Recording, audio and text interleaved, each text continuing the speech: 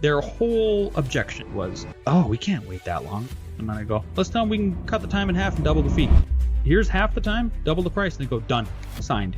You can do anything in business as long as it's legal and you people agree to it. Imagine running an award-winning, nationally recognized firm with staff of 12 only to realize that despite the growth, you might not see profit for the second year in a row. Most entrepreneurs think the solution to a plateau is to work harder and hire more, but our guest today did the exact opposite. He made the counterintuitive decision to stop growing his headcount and instead implemented a number of specific pricing tactics that resulted in half of his prospects happily paying double his standard fee. By shifting from a traditional growth model to a premium price model, he turned a 2-year loss into a record-breaking revenue and higher than ever profits. Welcome to today's episode of Your Business Growth Podcast. I'm your host, Jeremy Shapiro, author of Your Business Growth Playbook, and my guest today is Lance Cayko. Lance, welcome to the show. Jeremy, it's a pleasure to be here. Thanks for having me. Yeah. So take us back in time. How did your early years working in nearly every construction trade across the Northwest shape your perspective on what is actually buildable in the world of architecture? Well, it was sort of like the problem with architecture and construction is that we live together, but it's sort of like having the left hand and the right hand. And sometimes they don't talk to each other, right? You hear this all the time in sort of politics. And so I get the problem with it, but that's really what we've tried to solve in maybe the last 7 years of our evolution. So, I wanted to be a builder first, went from the age of 13 and went through trade school and learned all these different trades and all of that good stuff. And then I eventually decided I wanted to be an architect too. Sort of a light bulb went off when I was doing my capstone project at North Dakota State School of Science. And I was like, man, if I become an architect, I could funnel these clients into building clients. So I did that. I went to architecture school, and it was actually very detrimental to my early academic career to bring all the construction knowledge into the architecture community because design school is about there's no holds barred, there's no budgets, it's all fanciful, and you're supposed to get into that mindset. And I believe in it too because I'm a teacher as well at 2 universities, so it's like I understand that part of it. And I'll never forget one of my professors. His name is Daryl Booker. He pulled me aside one day in my second year of architecture school, and he goes, "Hey, I need you to actually forget about all your construction knowledge. Don't worry, that'll come on. That'll play into what you do later. But for now, just kind of forget it and get into this sort of ethereal type thinking about architecture." So I trusted him, and I did, and it did come back tenfold, since then. So like if you jump all the way ahead to my 30-year trajectory, I'm 43 now, and I wear both hats, right? Architect plus builder. And my staff does a lot of construction administration, which plays into sort of our growth model. And I bring lessons and they bring lessons back from the field to our drawings consistently. So that's one thing that, like, for example, one quick example of that is when we were building our development here, which was like 7 years ago, our electrician pulled me aside and he goes, "Hey, your lighting and electrical plans are awesome, but could you maybe like separate them so it's just outlets on one and lighting on the other?" And I go, "Yeah, there's no reason why we can't do that." And ever since, so that's one example of many, but like even then our plumbers came back and look, if you could just give us center of line dimensions. And so we're constantly we actually have a feedback loop. And I think that's the problem. I think that's the problem in the industry is that there's a lack of feedback loop. So one of the things I'm hearing there for our listeners is that when you have your ear to the ground, as it were, and you're able to hear what your customers are saying, what your vendors are saying, what your team is saying, that allows you to bring that Kaizen, that continuous never-ending improvement into the business, and you can sharpen the sword and become better because of that feedback loop. That's powerful. Yeah, constant iteration for sure. Exactly. And I think it also helped us build things like the Atlas tiny house that we built in 2014. It was our first building project, and we self-funded it. But, we brought in very much high design into that. And if I didn't have that building background and my business partner didn't have that building background, we wouldn't have been able to build that ourselves. And then eventually it became our differentiator for our customers is they really source and look for us because they want a one-stop shop. Even if they don't do it the whole thing where it's like design plus build. And let's say they just want us to design it. We tell them all the time. It's like a common phrase around here is we go, we're your architects first, we're your builders second. Even if we're not your builders, we're going to bring that building knowledge into your architecture, and it helps reduce all kinds of costs, unforeseen problems in the field, and it's going to be a better product. Yeah, you're touching on not just specialization, but also a bit of niching there. So when you and Al founded F9 Productions in 2009, like what was the niche you were looking for in that Colorado market that you were looking to fill and differentiate with? Well, customer service, number one. I think we were, if you go look on LinkedIn, my preferred pronouns are positive reactionary, because I try to live the law of polarity. And the negative, where that comes from, is like the big negative in my life at that time, very early on in 2009, was I was laid off. I was laid off from two guys who didn't really know how to run a business, and especially like a sustainable business, because clearly I was laid off, and they had all their eggs in like one basket. So our first reaction was like, we're going to try to find as many eggs as we can to put in our basket. Like we should be doing tenant improvements, little commercial work, little commercial buildings, industrial work, single family residential, multifamily residential, even like CAD modeling. And then that eventually fed into like, why aren't we building too? Like we can extend the cash flow pipeline here. And obviously, when you're very early on in business, when we started our business in the Great Recession, after being laid off like that, is survival. So one of my best business mentors, he gave me the idea that we were just doing CAD modeling for him. We were making like furniture and windows and stuff like that. Nothing really cool, but it paid the bills. And he was volume based. And he goes, what if you made your architecture firm into a volume based business? So you figure out all your templates, all your systems, and can you like beat out the competition with your price, but still provide a high quality product? So we had to get all of those systems into place and really be disciplined about it. And that's, I think, been the core of what we're doing. And now we're evolving from there for sure, like where we have now niched, raised our fees, and we're not so volume based anymore. We still have a bunch of different eggs in the basket. We still do all of those typologies, but that's kind of where that started and where it's headed.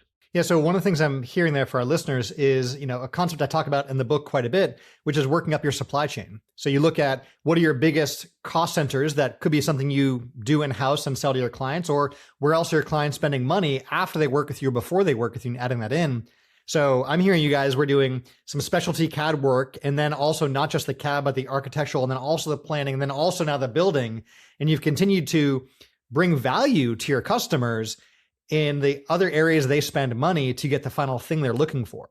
100%. Our latest addition was interiors.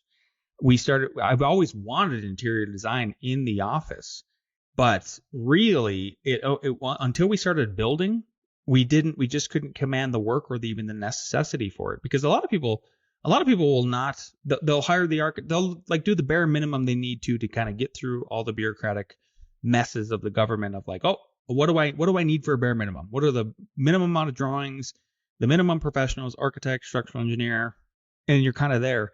And it was always a tough sell for interiors. But as soon as we hit, once we hit construction, and we note on some of those early projects where we didn't have an interior designer, well, guess who that falls on? That falls on like the owner. Now the owner is like faced with, oh my gosh, I have to pick out the tile, the paint, the trim. And they're like, oh, I thought you guys did. Like, oh, nope, that was what I tried to pitch you with interiors, but you didn't go for it. So at first, what we just started to do is we started to just have our initial interior designer, we would bill her as doing construction administration from F9 to F14. Therefore, she had a pipeline of work, right? And then she was filling in taking the burden off of me, the general contractor, taking the burden off of the owner, and still providing that service. Now, since then, especially when we do a full-on design build from the beginning, and we know we're going to be the builder, it's not even a hard sell anymore. I mean, it just kind of falls into place where they go like, oh no, we want the whole white glove service. And sometimes they'll even add it in. Like during contract negotiation, I've noticed they'll take it out, and we get about halfway through the design, they'll start talking about trim work, tile, and I go, well, we're waiting to do interiors. Are you ready to add that back in? And I'm working with a client. I just got off a meeting before speaking with you about exactly that project that got brought back in. Are you enjoying this episode? Make sure you hit that subscribe button right now. That'll help you get more episodes automatically as soon as they come out. So hit that subscribe button right now. And if you have a minute, leave a quick rating and review. That helps support the show. Wow. I love that you have that as an option. Not everyone takes it initially, but the value there is so high that they do come back around. And that says a lot for that supply chain you're offering. So when we look at some of the earlier growth that you guys were seeing, You mentioned the Atlas Tiny Homes earlier. You guys, if I recall, won international awards for those kinds of projects. Like, what was that growth like as you saw those earlier years, the business growing year over year, new clients, higher price points? Tell us about that time. Oh, it was just thrilling. I mean, it was exciting, right? Because you were beyond the survival mode. You were starting to instead of just like scavenging for work every day, it's like you're in a metaphorical forest.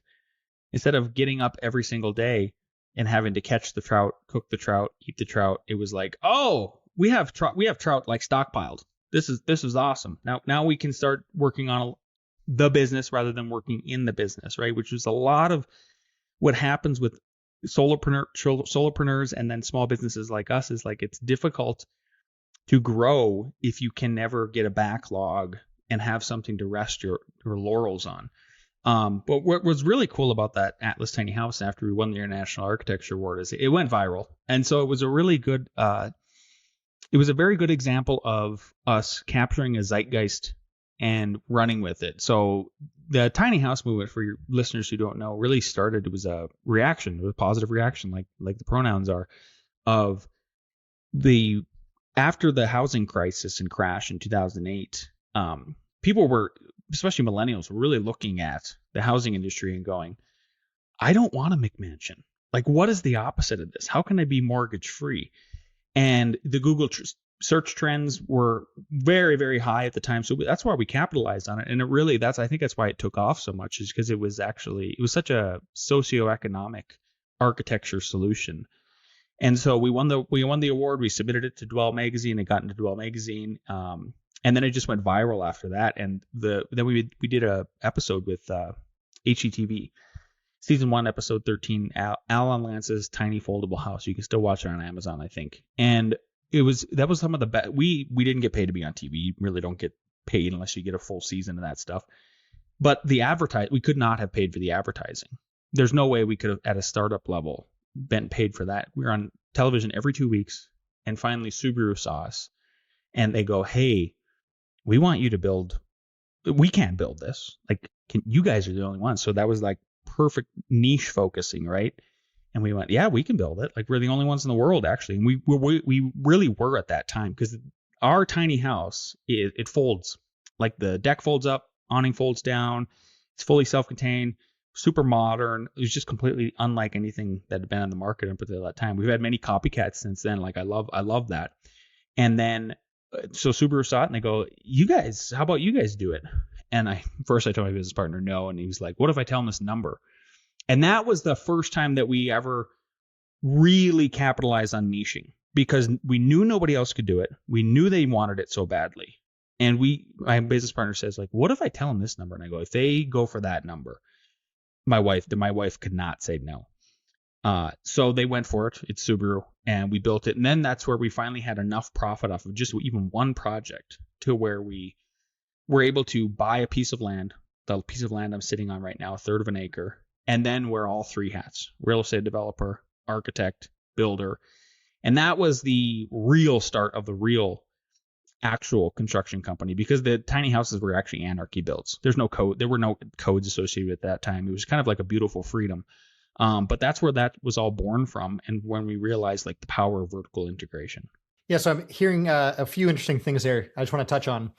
One is the vertical integration we talked on earlier. You just went one level further, and you're talking about the actual real estate development and buying the land and all. So I love that. The second thing is that we often look back in our rear view and we see all the dots that led us to where we are now. And it's not exactly replicatable for anyone to, follow that same path. But when you're looking forward, it's often unclear just how you'll get to where you want to go. And so you touched on this dot of like, you built the Alice Tiny Home. It happened to be at the right time. It happened to go viral. It happened to get picked up. It happened to be on TV. You happened to get big brand name outreach, and sort of these dominoes all fell in a certain direction. But those things don't happen if you're not doing something, if you're not getting those at bats. And so sometimes, is there a bit of serendipity and luck that comes with things? Maybe, but if you don't put yourself out there, you never have a chance to, create your own luck in the ways that you guys did. So huge kudos on some of that early success. And the third thing that I want to touch on that I really like that you mentioned, the third thing really I'm hearing there is being able to look back and see how this could all look. you didn't know what that was in terms of what success model looked like. And now you have a very clear definition, but sometimes what we're planning on is not always what we end up with. And that's okay. We still have that plan and you worked your way there. So big kudos on that. So that doesn't go on forever. You know, you hit a certain point where you had a larger staff and you also weren't exactly seeing profit despite the success, besides building up that war chest, besides getting to work on those projects. Tell us what that period was like when you weren't seeing the profit you wanted despite the size. It was confusing because I kept saying to Alex, I go, what the heck? Everybody's busy, right? And busy doesn't equal profit, right? I think a lot of architects, designers and other professionals get into that bad habit of going, well, everybody's busy, everybody's working. Nobody's just zooming around and looking at TikTok, you know, they're actually doing work. And it was like, yeah, okay. So I went, okay, all right, well then something is fundamentally wrong here. Like something is going on that is fundamentally wrong. Now, the staff that we let go after coming to that conclusion, yes, they were not as productive as people as we have now in-house, right? We have 10 just like amazing employees, including me and Al as two of the employees of that 10. So there was that architecture component of like, what is going on here? And the conclusion was, well, I think just because you have more people and just because they're busy doesn't mean you're going to make more money and be more profitable or more successful with them. So there's a gleaning and like stripping down to maybe your core of your most productive people in there. Then there's the other flip side of it is like, I think we need to raise fees. We aren't charging enough. Like, oh my gosh, because we do KPIs every month. I mean, we really try to be those kind of like good business owners that look at every single month where everything's going. And then there was the construction side of it. And the construction side of it was really good for a couple of years. We had like, I think 4 or 5 carpenters in-house, and they were profitable and everything was going very well. And then all of a sudden, then the salaries got to be too big and too cumbersome. And, you know, we thought at one point, yes, we absolutely need carpenters because I'm tired of people not showing up. Like if they're my employees, well, it's a different kind of play than having a subcontractor or a third party do it, right? I have more leverage over an employee, basically. But the problem was it was just a giant piece of overhead. And then the other part of it is that the construction superintendent, it was like, man, do we really need a construction superintendent?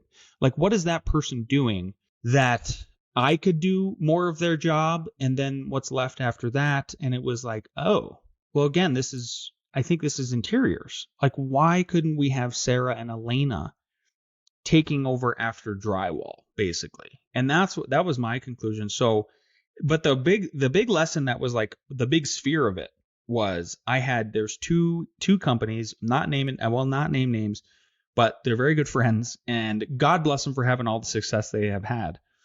But one was a civil engineering firm, one was a mechanical engineering firm. Both of them started in the same way me and Al did. The mechanical firm, as a matter of fact, was like almost 1-to-1. Broke off from a big firm or got laid off. 2 people started to multiply.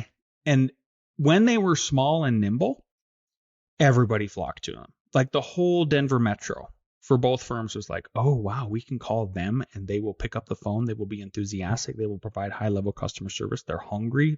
They're just ready to go. Well, then what happened, right? Then they exploded with growth. And with both of those, I'm a big proponent of saying and living by like once is an anomaly, twice is a coincidence, 3 times is a pattern. It's like, well, I've seen it twice now. I don't want to be the pattern, you know? So if we grow, and it happened after what we started to provide poorer customer service, we started to be less profitable after 12. And so there was all 3 of those things coalescing and being aware of. I don't think we ever want to go past 12. That's where our limit is. And actually my business partner, he's a veteran in the Army, and he did this wonderful presentation on our podcast, maybe like 2 or 3 years ago, whenever we came to this conclusion. And made this big diagram. He's like, dude, the Army's had this figured out since forever. Like the way the formations work is like it's power of 12. And then once you get past 12, then the hierarchy changes, you know, and then not to get biblical, but like the 12 apostles, like I am a kind of a numerology guy in that way. It's like, again, how many times do I have to notice this number before I go, all right, that's where we want to be. That's our limit. And then it plays into, great, if I can have a polished team of professionals of 12, a nucleus of 12, a dozen, and we can continue to be that white glove service, and I narrow down in a good way through the multiple things that we do, sectors of what we build for, and I can raise my fees, it's like a win-win-win.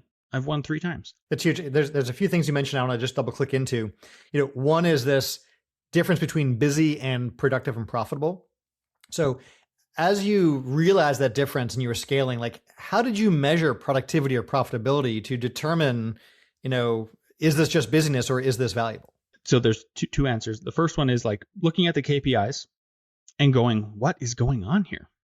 And then the second one is drilling down on each individual employee. So we time everything. We've always timed everything. That's one of our changes from other architects too, is like, oh, no, we want to track everything. How much office time is just doing, like submitting to awards or whatever, running and getting, drinks at the store for everybody. And then also, what are they doing on each project? Then we could track of like, oh, wow. There was 2 things we found from that is like, one, yes, there were some not so productive employees. But number 2, it was like, again, me and Al need to raise fees because even with the productive employees, it looks like we're just running the meter right up to where it was versus leaving some cushion there, like the 10, 20% that allows us to have profit. But metrics are huge. You really got to record everything. Yeah. And I love that you're talking about measuring things by time. That's a strategy we talk about often, especially like for solopreneurs, the time diary, like where do you spend your time? And once you know that, you can figure out what do we hire for? What do we outsource? What do I stop doing? Right? Where should I focus my time? And you guys are doing that with a team and realizing it sounds like as you hit that magical 12 threshold, beyond that is where the numbers started to fall apart. And so you guys stopped hiring and actually capped that team size. Is that, a unit size of 12 that you might want to have, 12 units of 12, or is it a company size of 12 that you feel is a size you don't want to go or grow beyond? For right now, it's just company size. Yeah, because we have 2 locations right now, one in northern Colorado, one in central and southern Colorado and Denver. And the idea is eventually have a third office in the mountains so we kind of capture the whole state. But even then, I've talked about it with Al, it'd be like, well, it'd be nice if we had, for example, 5 at the Longmont office, 4 down at the Denver office, and then 3 in the mountains. I think when it's thought about in that sort of idea is like we do a lot of triangle forming in our office. So we have a principal architect, a project architect, and a designer on each project. And therefore, that's why I would go maybe the minimum for another office location would be 3 people. So we could still form that triangle. Cool. Now, pricing wise, you're premium priced, which by the way, I love. Oftentimes newer businesses want to try and win the race to the bottom, and that is a losing game. You guys have always been premium price, which I think is fantastic. But even though you're hearing your premium price from your prospects and clients, you went ahead and bumped those up, the fees across the board by 25%. Like, talk to us about that decision about raising an already premium price higher. Well, actually, and I'm sorry if we were misaligned there a little bit. We actually, when we started, it was volume priced, right? So we were not premium priced. I would say we were low to medium, and we would make it up by having the systems in place. Once we got past the real estate development and started building, that's when we started to accelerate the premium pricing. And in the last, but you're right. So you're actually still right. Is like, even though we were premium priced in the last 4 or 5 years, it still wasn't enough. It was like, oh my gosh, it's still not enough actually. And we're not overpaying people. I mean, we hit like medium to medium high pay scales.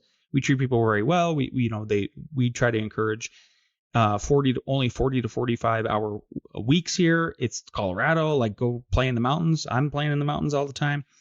So yeah, it still wasn't enough. And now we've premiumed it. And the way we look at it is like, especially if we get the full package, the design plus build, and we're extending the cash flow, architects can really only charge between 5 and 10% of what a projected expected construction budget will be. Builders, you tack on another 20 to 30%. Like, that's a huge difference in money, especially when you're basing it on like $2, $3, $4 million for some of these construction budgets. So it takes a lot of maturity too to kind of get to that level where you go, okay, I am okay with losing 70% of the prospects and getting down to that 30% or less and being okay with it, because you just have bigger piles of gold in each of those ones that you end up getting. But the critical part for anybody listening, especially if they're a designer or I guess any other professional, is like, you still need to have multiple eggs in the basket. You still got to do multiple versions of what you can do in different ways, right? Like again, with us, we're doing single family, multifamily, so like think apartments, townhomes, and then the third one is commercial and industrial work. Because if we were just focused on single family, well, we saw what happened in the 2008 recession, 2009 recession is like, well, that would just went away. I mean, that just the only thing left was like bigger commercial or government stuff. So you got to do two things at once. You got to raise the fees, be premium, and then at the same time still do that across the board. So let's talk about that premium piece, because you did something else that I love, and I talk about this in the book about having premium add-ons, right? Not necessarily upsells or things that people must take, but there's additional value they can realize if they pay a premium fee. Talk to us about this optional premium add-on you had that allowed folks to buy their way to the front of the line and, get their projects done sooner. Yeah, this was one of my favorite little business lessons. I just get a kick out of it every single time. I get to do it maybe 1 or 2 times a year. So my project architecture, a good example of that was like, I think last year is when it occurred the last time, is we had this commercial client. They were going to do a big interior fit up. The images they were showing us, I was like, oh, this could be like an award winner or whatever. And so we gave them a proposal. They said that we want 2 things from you. Can you give us a proposal? How much is this going to cost? And then what's the timeline on that? So we gave them a proposal that was probably medium high, again, numbers, fees wise, and then according to industry standards. And then the timeline is what they really didn't like. They didn't even balk at the price, actually. Their whole objection was, oh, we can't wait that long. We're trying to get this done by, X, whenever that is. And we go. And so my project architect came back to me, and that was the feedback he gave me, because we were when working on the proposal with him, and I go, well, let's tell him we can cut the time in half and double the fee. He goes, what?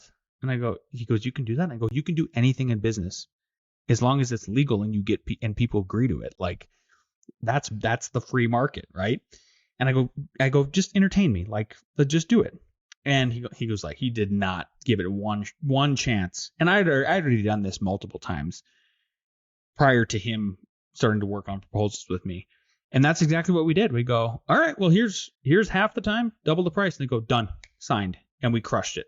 And it's like, I have colleagues that are my age again that are just starting their architecture firms. We've been going for 17 years now, that are just starting up. And I've told them that story because they've came to me with that exact problem, which seems to be a recurring problem no matter what you're doing. And they've used it for themselves, and they're like, I can't believe that worked. I'm like, why can't you get that? Why is that? It's just, I'm like, this is, if you're not having fun at business and doing these experiments every once in a while, like, you don't grow. I don't know what the point of it. Like, it's got to be fun. I love that you mentioned playing in business and all. I love the phrase talking about this being the game of business.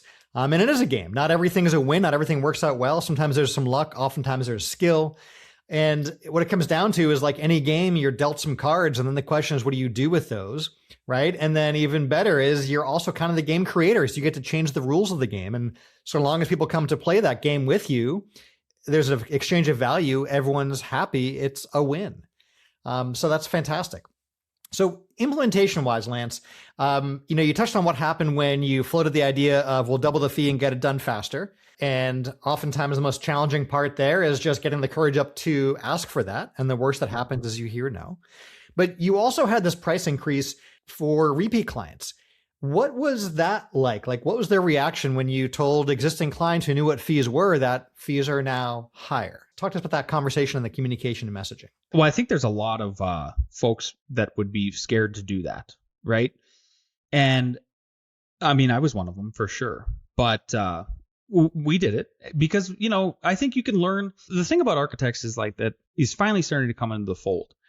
Designers, creatives, is that they go, gosh, we provide so much value, but nobody will pay for our value. Like, why is the builder making more money? Why is the lawyer making more money? Why is the doctor making more money than me? And the answer to that is, well, they're willing to just charge more and hear no. And so I think we're starting to finally learn from those other professions and glean from them how they do it. So I have many attorneys, and this is where we learned our lesson from. Is like I got personal attorneys, multiple professional attorneys. I get the letter every year. I get the letter every year at the beginning of January. Hey, we're raising fees. Here's why. And that was all I really needed. And I go, oh, that's all we got to do then. Like, why can't we do that? Especially after we've assessed it. We have a clause in our contract that says we are allowed to do that after the calendar year, after we assess inflation. And really, it was a very simple message to them, like a couple sentences in an email. It was like, hey, starting January 1st, we're raising our fees by X, Y, and Z. We're doing it to account for higher inflation, higher living costs, blah, blah, blah, blah, blah. Like all the stuff you see on the mainstream media. And nobody blinked an eye. Nobody said a word because you kind of summed it all up there in a paragraph. And so I think it's really just learning from those. People who are listening to the show, I would hope that they have an attorney, right? So I know that I'm hopefully then speaking to I'm repeating what they already know and just reinforcing it for them. Like, just do what your attorney does. They raise fees. And, our material suppliers do the same thing. Like our drywallers, they'll send us the email too. It's expected. Yeah, it's so funny. We're so used to receiving the notifications of price changes, but especially service-based businesses are often so uncomfortable with the idea of telling their customers about a price increase, but it's expected. It is part of the culture, and that's okay. So speaking of culture, you guys have a really good culture of transparency, which I love. KPIs, when businesses have those, they're not always transparent or shared among the team, but you guys, and I love this, you have a thermometer in the office. The revenue thermometer. Tell us about the culture of transparency and this revenue thermometer that the whole office gets to see all the time. Yeah, my business partner started that last year, and we've been talking about it too. It's like, how do you incentivize people how do we incentivize our staff to see what we're seeing without showing the whole thing, right? Like where all the overhead go, where we don't want to show people's individual salaries, all that kind of stuff where it gets a little weird. And so that was Al's idea. Is like, we're gonna put up a thermometer. We're gonna have a goal that we're supposed to hit every single month, money wise, right? And ours is like over 7 figures when you get to the top and everything. Basically, our KPIs are done at the end of the month, and then we would update, for example, this thermometer at the first Monday of every month, and we have a big staff-wide meeting in the morning, which is typical on our Mondays, but then it's sort of the cherry on top is the end is Al, like everybody's kind of quiet and they go, oh, Al. And then Al will jump up and go, okay, I'm going to report where we landed last month. And then we get to fill in the calendar. And then it's got two other things on it too, is like, it's got how many 5-star reviews that we are trying to achieve each month. But if people are, finding work or getting referrals, then they get put up there too. But the 5-star review thing is also huge. It just adds to the culture of like, public acknowledgement even further than just the internet, but inclusive to the studio of, you did a great job. Look, you earned a 5-star review, and that's huge for the company. And then when everybody's name gets up there and they get to go fill in the stars and all the good stuff, but it really fosters like a collective goal that we're trying to achieve every month. And it's not just money. Yeah. And I think for many business owners, the idea of sharing those revenue numbers with the team can sound scary, but I like how you guys balance that out, that you're not talking obviously about who's making how much, but you are talking about, hey, as a team, how much we're making as a company, and let's all be not just held accountable to it, but let's have the visibility. Because how do you expect your team to hit a target they don't know about? If they don't know where they are, where they want to go, then how can they, get from where they are now to where you guys want to go? And an extra component that we added at the beginning of this year, because we do a couple other cultural things, right? Like every year we pick a book for staff to read with us, and then we do a book club every Monday morning until we're done, starting at the beginning of the year. But after we announced the book, I made one more graph, and I wanted to prove to the staff, I go, here's where we would have been at profit-wise if we wouldn't have had the construction company and all the construction projects. So where we were taking the architects and they were going out in the field and doing construction administration, overseeing the projects and everything, we would have been negative. And it was an amount, I showed the negative amount, it was like $50K or something. And then I go, this is with the company. Look how we're like profitable, and we made it. And I coupled that with like discussions about, look, the Colorado AIA job board is the worst I've ever seen it. Like nobody's hiring right now.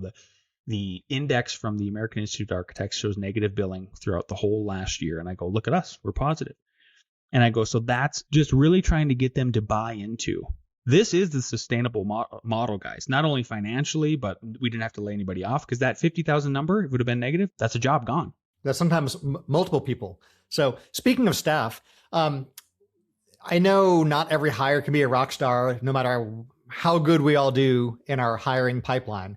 What were some of the challenges you faced when you moved away from this assumption that every one of your new hires would be a rock star simply because of their academic background? Like, tell us about forming the rock star team that you do have. Oh man, that's a tough one to answer, actually. What it really came down to was we thought everybody from our alma mater, and I'm a donor there. Like, I love it. I'm on the board. I'm not dissing it, but I think sometimes you get your own blinders on. So me and Alex's class, like, not to glaze on ourselves too much here, but like, we were really good. It was one of the best classes I've taught there, so I know, the talent pool we had in there. And so I just after you graduate, I was like, everybody's like that. It's all like that. It's not like that. So you got to make mistakes. You got to make mistakes. Otherwise, but you got to learn from them. If you don't learn from them, then there's no point in the mistake.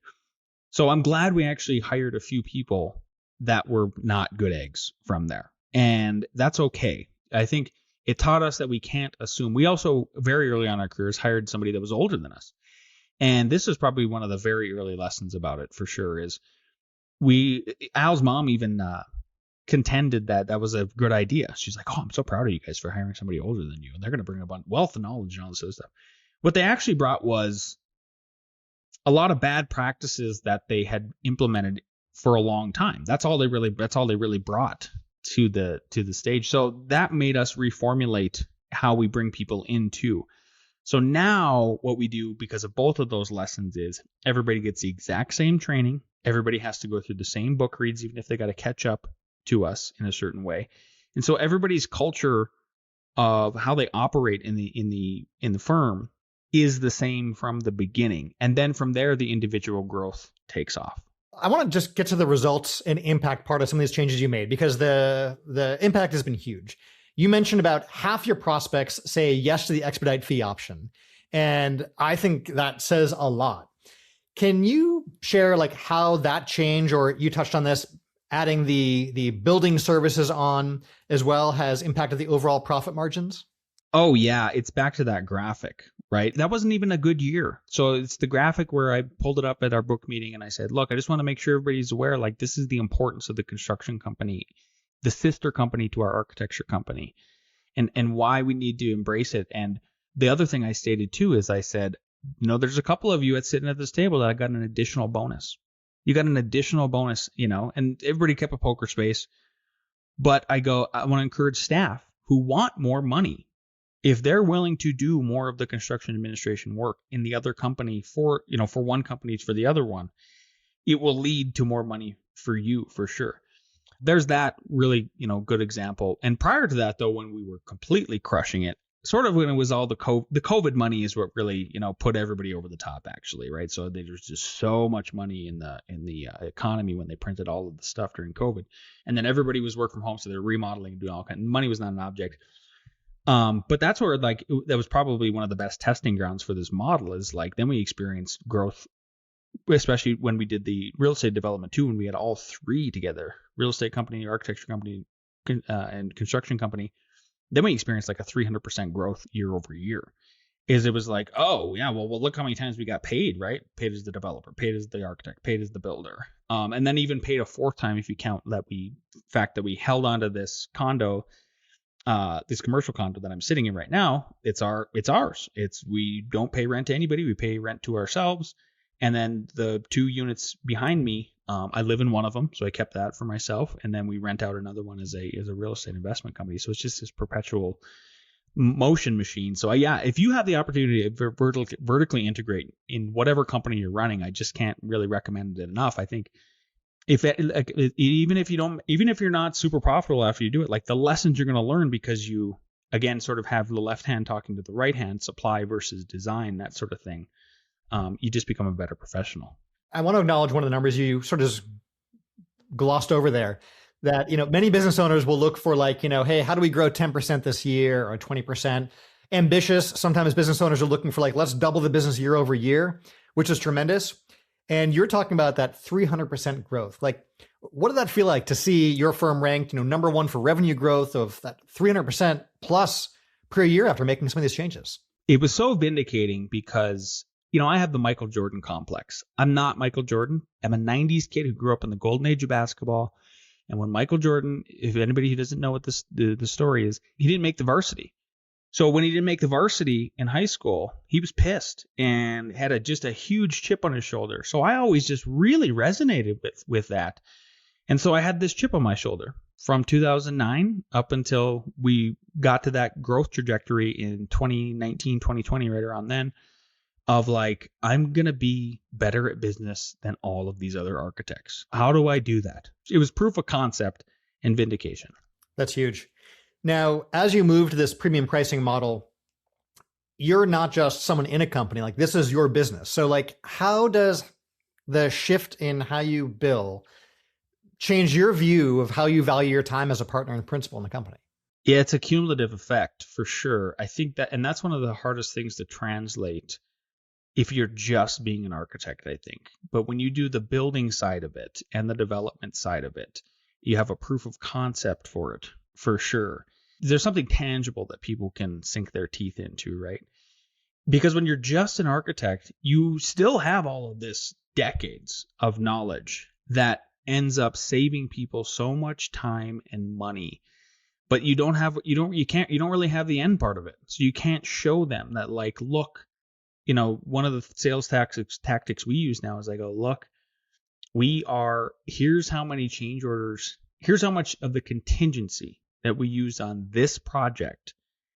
And it's like nothing compared to most builders that just do building, where they usually use 100% of it. We used very little of it because we wear both hats for you. And we're using our knowledge in not only doing, but having done to save you time and money and all of that. And that's really where the rubber hits the road. So speaking of lessons learned here, what would you say is a piece of advice you'd give to a business owner who's currently either maybe losing money in their business, they're afraid to raise their prices, they don't want to limit their headcount to their staff? Like, these are all things you faced. What piece of advice would you have for them? You have to have a short-term memory, because you might have to let people go. And you have to understand that you're the business owner for a reason. You're the one that had the guts to step up to the plate, put your butt on the line. You're the one making payroll every 2 weeks, every month, whatever it is. You're going to hurt people's feelings, but that's just part of the drill. So it's taking extreme ownership, really, is what it boils down to, I think, is like, okay, there's no risk. There's no great reward without great risk. So the great risk here is that I'm going to hurt people's feelings. They're going to write bad stuff about me on Facebook. They're going to say I'm the worst employer of all time. They're going to go to the next company and they're going to just badmouth me there. They're going to think this new job is the best because that's how people operate. But it's like, well, what's the reward? The reward is I get dividends. The reward is I'm in control of my own destiny. The reward is I can go fishing and hiking on Wednesdays and get out of the office, right? Because I've got my team on autopilot. So there's that. And then I think you have to get to the maturity level that you're comfortable saying two things. Hearing one thing, which is, we've already talked about it, hearing no. Being comfortable losing more than 50% of your prospects. The second thing is being comfortable saying, I don't know, but I'm going to figure it out for you. I don't know, but I'm going to figure it out for you. Those are the things I would bring into a new ownership. That's powerful. And I think it's important to understand that perspective of no is an okay thing, especially from a sales standpoint. So now, Lance, knowing what you know now, what would you have done differently looking back at your business growth and the plateaus you've seen? Oh, I would have taken my own advice that I just gave. I would have learned how to say, comfortably and confidently say, I don't know, but I will figure out. We will figure it out. We're good at that. We will solve your problem. That's exactly why you need to hire me. I'm going to solve your problem better than anybody, with a smile too. We'll go fishing afterwards. Like, I would have that attitude. The second one would be, again, be okay with no. Like, you don't have to win every one. And I think that's the bad part about the Michael Jordan thing, or any like high performing person, is they go, I just feel like I got to win. It's like, no, it's okay to take the L to get to the W. I would take more of the L's to get to the W. And then that just growth for sake of growth in terms of staff is not always good. It's not always good. I didn't know that. I just didn't know that until we had to go through that. It's amazing the lessons that we as business owners have to learn the hard way, despite others learning those lessons for us and sharing that wisdom. So, for our listeners, I encourage you, leverage the knowledge and the wisdom you hear from people who are where you want to be. They've made some of those mistakes, and you don't have to repeat those same mistakes. So to recap for our listeners, you moved from a period of 2 years of losses and overexpansion to intentionally capping your staff size, implementing a 25% price increase, and creating that high margin Expedite fee that transformed your firm into a highly profitable and award-winning market leader. Yeah. Cool. So Lance, for our listeners who want to learn more about you, where should they go right now? Oh, they should go to f9productions.com, sign up for our newsletter. We send a newsletter out every quarter. You can keep up with all the cool stuff we're doing. Go to LinkedIn and just type in my name, Lance, last name Cayko, Cayko. It is really pronounced like that. I'm the only one in the universe. Link in with me. I will link in with anybody. And then they should check out our podcast, InsideTheFirmPodcast.com. We do 2 shows a week. We have folks like Jeremy on the Monday morning shows where we interview other business professionals and, again, try to learn from them and bring that into the architecture community to help better the architecture community. And then if you are an architect or a designer or somewhere in the construction industry, the Friday shows for you. Al and I bring you literally, as the name says, inside the firm. That's fantastic, Lance. So for our listeners, again, that's F9 Productions, as well as you can find Lance Cayko on LinkedIn. And then obviously his podcast, like you mentioned. I love that you have niches and the schedule for what you cover on those different days. That's beautifully done. So Lance, thank you so much for joining us. This was a ton of fun. Thank you for having me. Thanks so much for listening. Quick reminder, hit that subscribe button right now so you can get more episodes when they come out automatically. And remember to leave that rating and review right now.